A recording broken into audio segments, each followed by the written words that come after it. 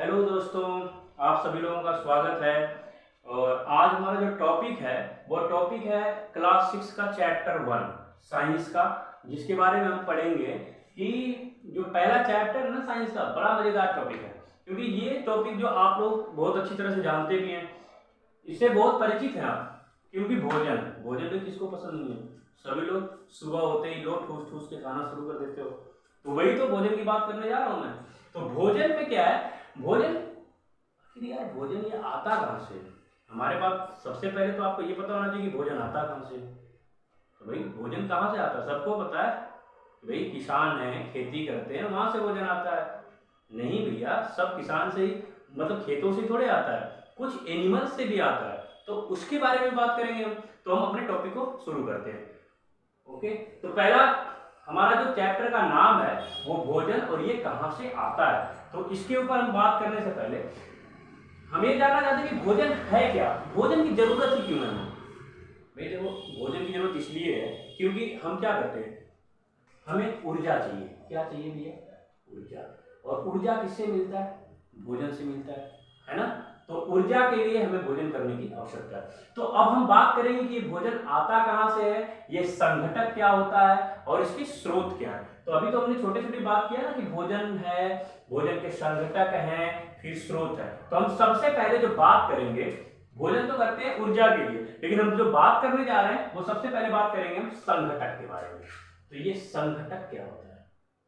संघटक भैया देखो, संघटक के बारे में अगर हम बात करें ना, तो संघटक एक ऐसी चीज है जिससे हम क्या करते हैं, खाने वाली चीज को जो कुछ भी आप बनाते हो ना, जैसे मान लीजिए आपका मन किया मैगी बनाने का, तो मैगी के लिए आपको क्या चाहिए? मैगी के लिए चाहिए नमक, तेल भी चाहिए, प्याज चाहिए, है ना, मिर्च चाहिए और मसाला, मैगी तो चाहिए चाहिए।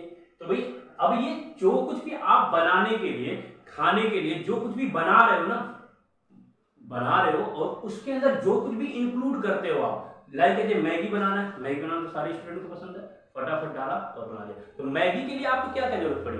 मैगी के लिए आपको जरूरत पड़ेगी बच्चे, मैगी, एक तो पहले मैगी चाहिए, इसके बाद नमक भी डालना, ऊपर से तेल भी डालोगे, प्याज, टमाटर, हरी मिर्च, ये सारे कुछ क्या है, जो कुछ भी आप इंक्लूड करते हो ना किसी खाद्य पदार्थ को बनाने के लिए, वही तो है संघटक। तो संघटक आपको समझ में आया? तो ये बात हो गई संघटक की। बाद में बात करते हैं कि खाद्य पदार्थ के स्रोत क्या होते हैं। खाद्य पदार्थ के स्रोत, अब ये खाद्य पदार्थ के स्रोत ये क्या चीज है? तो खाद्य पदार्थ के स्रोत का कहने का सेंस ये है कि जो कुछ भी खाने की चीजें जिस रिसोर्सेज से हमें प्राप्त होती हैं वो खाद्य पदार्थ के स्रोत होते हैं। तो आपको एक बात तो पता है ना, खाने पीने की चीजें मिलती कैसे हैं? अभी तो हमने बात किया, या तो वो पौधों से मिलेगी, पौधों से, या तो वो मिलेगी जंतुओं से। दो ही स्रोत हैं हमारे पास, और भी स्रोत हैं लेकिन आपके सिलेबस में दो ही है, तो दो ही बताएंगे, वो उसके ऊपर भी कभी चर्चा करेंगे। तो देखिए, पौधों से या जंतुओं से। तो भैया देखो, पौधों से हमें क्या मिलता है, जंतुओं से क्या मिलता है। तो हम बात करते हैं पौधों से मिलने वाले जो स्रोत है। तो पौधा से क्या मिलता है? पौधे से हमें मिलता है भैया अनाज। अनाज के अंदर तो आप समझ रहे हो सारा दाल, चावल, गेहूं, जो कुछ भी है, आप रोटियां खाते हो, चावल खाते हो, ये सारी चीजें किससे रिलेटेड है? अनाज है, पौधों से मिलते हैं। फल फ्रूट खाते हो, जैसे आपने सेब खाया, मतलब ये सेब पौधे से थोड़ी मिलता है। पौधों का मतलब यहाँ पे आप ये समझ सकते हो पूरा पादप जगत, जितने पादप होते हैं, प्लांट्स होते हैं, चाहे वो पेड़ हो चाहे वो पौधे हो, वो सारे पादप के अंदर आते हैं। और पादपों से मिलने वाले को हम क्या कहते हैं? खाद्य पदार्थ के स्रोत। जो पादप से मिलते हैं वो पादप से। और जंतुओं से फिर क्या मिलता है? जंतुओं से हमें दूध नहीं मिलता है क्या? दूध मिल जाता है, आप दूध का पनीर बना देते हो, दही बना लेते हो, ये सारे क्या है? ये सब भी तो स्रोत ही है। किससे मिला? जंतुओं से मिला। अरे एक तो छूट ही गया सबका फेवरेट, अंडा। अंडा भी तो वहीं से आता है, किससे? मुर्गी देती है ना, मुर्गी अंडा देती है, तो अंडा भी किससे मिला? जंतुओं से मिला। आगे हम बात करते हैं, इसके बाद कच्ची सामग्री क्या होती है। इसके बाद हमारे चैप्टर में ये पढ़ना है भैया कि एक चीज होती है कच्ची सामग्री। कच्ची सामग्री, अब इसके ऊपर हम बात करेंगे कि कच्ची सामग्री आखिर क्या है। तो कच्ची सामग्री वही है जो अभी हमने संघटक देखा था ना, सेम वही चीजें। कच्ची सामग्री का मतलब जो कुछ भी रॉ मटेरियल है, किसी चीज को आपको बनाना है, मेकिंग करना है, कुक करना है, तो कुक करने में जो भी आपको रॉ मटेरियल लगेंगे ना, वही तो कच्ची सामग्री है। जैसे अभी हमने मैगी बनाया था, तो मैगी में कच्ची सामग्री क्या है तो आप समझ सकते हो। जैसे हमने मैगी बनाया, मैगी का पैकेट लाया, हमें भैया चाहिए नमक, तेल और टमाटर। चलो मैगी बनाते हैं। टमाटर के बाद प्याज भी डाल दो, फिर मटर, ये कैसे छूट सकता है। तो ये सारी चीजें मैगी के अंदर जो हमने जो कुछ भी कच्ची सामग्री डाला है, ये रॉ मटेरियल, इसी को तो कच्ची सामग्री कहते हैं। आगे बात समझ में। तो हमने पहले देखा संघटक, खाद्य पदार्थ के स्रोत, फिर कच्ची सामग्री, ये सारी चीजें हमने देख लिया। अब हम बात करेंगे कि पौधों के खाने योग्य भाग कौन कौन से होते हैं। अरे भाई, पौधा होता है या प्लांट्स होता है, तो ऐसा तो नहीं है कि प्लांट से तो हम उसके सब खा जाएंगे। जैसे मान लो आम का पेड़ है, तो आम की पत्तियां थोड़ी खाएंगे, हम तो आम ही खाएंगे ना। तो मतलब ऐसे ही हम देखेंगे कि जो कुछ भी हम खाने वाली चीजों को यूज करते हैं बच्चे, तो खाने वाली चीजों को हम यूज कैसे करते हैं ना, तो उनके ऊपर हम बात करने जा रहे हैं। तो अभी हम देखते हैं कि सबसे पहले हमें क्या करना है। सबसे पहले पौधे के खाने योग्य भाग हम देखते हैं इनको, कि पौधों के खाने योग्य भाग, पौधों के कौन से पौधा है, पेड़ है, मतलब जो भी है, उसके हम कौन से पार्ट को खाते हैं। तो उसमें तो 2-3 इंपॉर्टेंट देख लेंगे। जैसे भैया आम का हम क्या खाते हैं, अगर आपसे पूछूं आम, तो आम का तो हम फल खाते हैं, या कुछ और कोई खाता है, जड़ तो नहीं खाता कोई। जैसे मान लीजिए हमने मूली लिया, तो मूली का हम क्या खाएंगे, मूली के भैया पत्ता भी खा लेते हैं हम, तो पत्ता, और कोई बोलेगा सर पत्ता ही थोड़े खाते हैं, हम तो जड़ भी खाते हैं, तो जड़ भी खा लेंगे। आगे बात करें, जैसे आलू सबसे इंपॉर्टेंट है।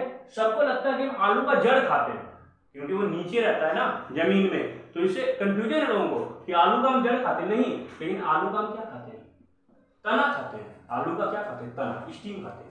आगे बात करें, जैसे हमने बोला धनिया, आप बोलोगे धनिया का क्या खाते हैं, धनिया का तो हम पत्ते भी खाते हैं, और इसके बीज भी खा लेते हैं, सीड्स, बीज के तो मसाले बनते हैं ना, आपने देखना मम्मी ऐसे ग्राइंडर में डाल के पीस देती है, उसी को तो धनिया के बीज भी खा लेते हैं।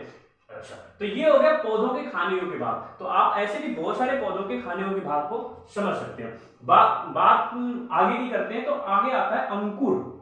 आपको एक शब्द मिला है अंकुर। ये अंकुर क्या है भैया, अंकुर वो है, जैसे हम जब किसी बीज को, किसी सीड्स को थोड़ा सा नमी देते हैं ना, या उसको प्लांट करते हैं, या ऐसे भिगो के रख देते हैं, तो उसमें जो व्हाइट कलर के जो अंकुर निकलते हैं, व्हाइट कलर के, जो उसका छोटा सा नन्ना बेबी सा निकलता है ना, बीज से, चने में से निकला। आपने मूंग भिगो के 2-3 दिन रख दिया मम्मी ने, कपड़े में लपेट के रखा, अगले दिन देखा तो लो भाई कपड़ा को छेद के बाहर निकल रहा है व्हाइट कलर का, उसी को तो अंकुर कहते हैं। व्हाइट कलर का जो निकल रहा है उसको अंकुर कहते हैं। तो आगे अंकुर हो गया। अंकुर के बाद एक होता है अंकुरण। अब अंकुरण क्या है, अंकुरण होता है, जो अंकुर होता है ना, थोड़ा सा बड़ा हो जाए, धागे जैसी संरचना हो गई, उसी को अंकुरण कहते हैं। अंकुर और अंकुरण, अंकुर छोटा है तो अंकुर, और थोड़ा सा और बड़ा, धागे जैसे एक जैसे में एक दूसरे को लपेट ले, अरे भाई तू मेरा दोस्त, अरे भाई तू मेरा दोस्त, ऐसे कर रहा है, तो वो अंकुरण हो जाता है, उसी को हम अंकुरण कहते हैं। अंकुर अलग और अंकुरण अलग। फिर इसके बाद आपको चैप्टर में पढ़ना है बच्चे मकरंद। क्या पढ़ना है, मकरंद।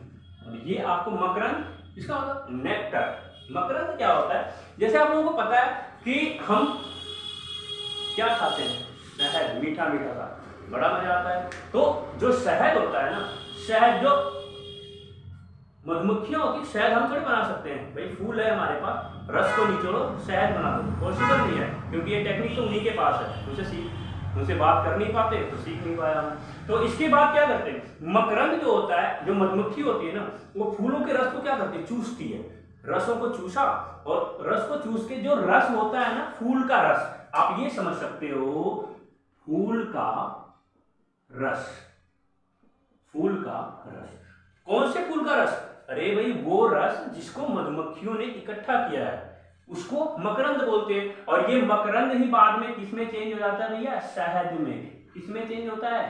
शहद। जो मकरंद होता है वो धीरे धीरे कन्वर्जन किसमें हो जाता है? शहद में, हनी में। ठीक है, तो आगे बात, अच्छा आगे हम बात करते हैं ये। अच्छा एक चीज और है कि आप लोगों को ये क्वेश्चन बताना है हमें कि मकरंद जो होता है, हनी बीज होती है, जो मधुमक्खियां होती है बच्चे, ये मकरंद को इकट्ठा क्यों करती हैं? कोई बता सकता है? ठीक है, आता है तो कमेंट करना, मैं बता रहा हूं। मकरंद, मधुमक्खियां शहद को इकट्ठा इसलिए करती हैं क्योंकि आपको पता है कि जो फ्लावर्स का सीजन होता है, जो फूलों का समय होता है, वो हर टाइम तो रहता नहीं है। हर टाइम रहता है, एक बात बताओ, तो जैसे किसान होता है, किसान एक बार फसल उगाया तो ऐसा तो नहीं सारा फसल अपने घर से खाली कर देगा कि लो भाई अब हम कल से खरीदना शुरू कर देंगे, ऐसा तो नहीं। वो स्टॉक रखता है, सॉरी वो स्टॉक रखता है 1 2 4 6 महीने का, कम से कम 1 साल का भी रख लेते हैं कोई कि स्टॉक रहेगा हमारे पास, तो इतना जल्दी अनाजों की कमी नहीं होगी अपने जरूरत के हिसाब से। तो आगे बात करते हैं, जैसे ही ये मधुमक्खियों ने क्या किया, मकरंद को इकट्ठा किया, ये धीरे धीरे कन्वर्जन किसमें हो जाएगा? शहद में हो जाएगा। ये मधुमक्खियां किसमें, ये जो मकरंद है ये शहद में कन्वर्जन हो जाएगा। जब ये शहद बन जाएगा तो भाई उनको खाने के काम आएगा, लेकिन हम क्या करते हैं, हम तो सहजाए स्वार्थी, अपने खाने के चक्कर में बेचारे को उनका खाना भी छीन लेते हैं। लेकिन क्या करें, चाहिए तो हमें भी, हम बना नहीं सकते, छीन ही लेते हैं। चलिए, तो ये मकरंद क्या है? मकरंद फूलों का रस है जो बाद में शहद में कन्वर्ट हो जाता है। अब हम बात करते हैं नेक्स्ट, जंतु के प्रकार। साथियों जंतु क्या होता है और जंतुओं के प्रकार। अब हम बात करेंगे जो कुछ भी खाने पीने की चीज है ना दुनिया में, जो कुछ भी खाने पीने की चीज है, इन खाने पीने की चीजों के बिहार पे कौन क्या खाता है, कौन क्या खाता है। कोई ऐसा है कि लो भाई उसको तो चाहिए बस मीट, खाली मीट, किसी का भी मीट होना चाहिए, वो है।